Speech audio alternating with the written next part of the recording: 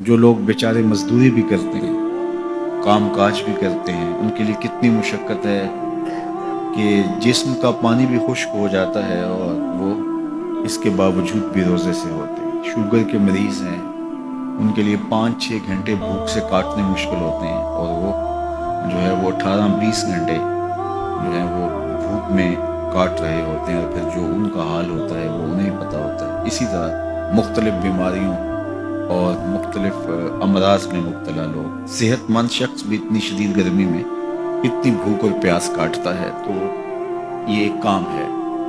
تو یہ کیوں کیا جاتا ہے، اس کا مقصد کیا ہے؟ تو وہ مقصد کوئی مخفی مقصد نہیں ہے، کوئی پوشیدہ مقصد نہیں ہے جو معلوم نہ ہو، وہ قرآن نے بیان کر دیا، اور وہ کیا ہے؟ تقوی۔ تو تمہیں روزہ اس لیے دیا گیا ہے تاکہ تم بھوک پیاس کاٹنے کے بعد اس نتیجے پہ پہنچو کہ تمہیں اتقاء کی دولت نصیب ہو۔ تو میں اور آپ 20 روزے گزار چکے ہیں، اب 21ویں روزے میں داخل ہو چکے ہیں۔ ہمیں ضرور اپنا جائزہ لینا چاہیے کہ کیا ہمیں مقصود کا کچھ حصہ نصیب ہوا ہے۔ اگر ہوا ہے تو ہمیں مبارک ہو، اور اگر نہیں تو ابھی موقع ہاتھ سے نہیں گیا، ابھی 10 دن ہمارے پاس باقی ہیں۔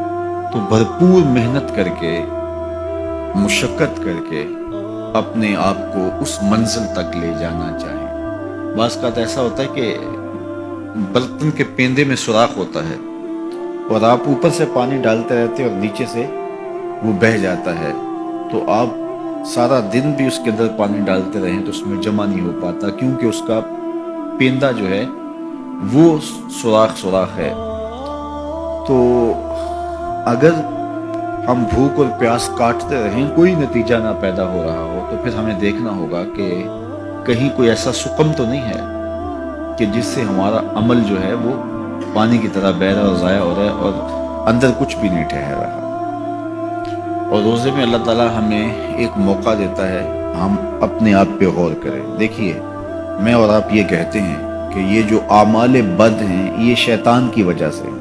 شیطان ایک ایسا مکار، ایک ایسا زیرک، ایک ایسا چالاک دشمن ہے کہ جو ہمیں چاروں طرف سے حملہ آور ہو رہا ہے۔ یہ چمکھی لڑائی ہے شیطان کے ساتھ ہماری۔ اس نے کہا میں دائیں سے آؤں گا، بائیں سے آؤں گا، آگے سے آؤں گا، پیچھے سے آؤں گا، وہ کسی نہ کسی طریقے سے آتا ہے۔ اور جب شیاطین جکڑ دیے گئے، اب ہم دیکھیں کہ ہمیں جو بہکاتا تھا، ہمارے ساتھ مکر اور چالاکی کے ساتھ ہمیں راہ مستقیم سے ہٹانے کی کوشش میں لگا ہوا تھا، اب وہ تو جکڑ دیا گیا، اور ہم اس کے باوجود بھی گناہ کی زندگی میں کیوں ہیں؟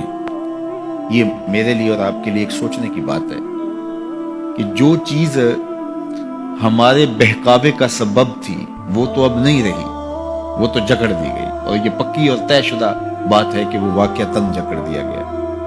تو اب ہم اس کے باوجود کیوں گناہوں بھری زندگی بسر کرتے ہیں؟ تو ایک ہمارے لیے یہ سوچنے کا موقع ہے، کیا شیطان کی مسلسل صحبت کے نتیجے میں کہیں ہم خود ہی شیطان صفت تو نہیں ہو گئے کہ شیطان بند بھی گیا ہے، اور اس کے باوجود اگر ہم کسی کو دکھ دے رہے ہیں، اس کے باوجود ہم کسی کی غیبت کر رہے ہیں، اس کے باوجود ہم کسی پہ ظلم کر رہے ہیں، اس کے باوجود اگر ہم رزق حلال کی بجائے رزق حرام اکٹھا کر رہے ہیں، تو پھر ہمیں دیکھنا ہوگا کہ کہیں ایسا تو نہیں ہے کہ شیطان کی مسلسل صحبت کی وجہ سے اس کی صفتیں ہمارے اندر تو پیدا نہیں ہوگی، اس نے ہمیں اپنے رنگ کے اندر رنگ تو نہیں دیا۔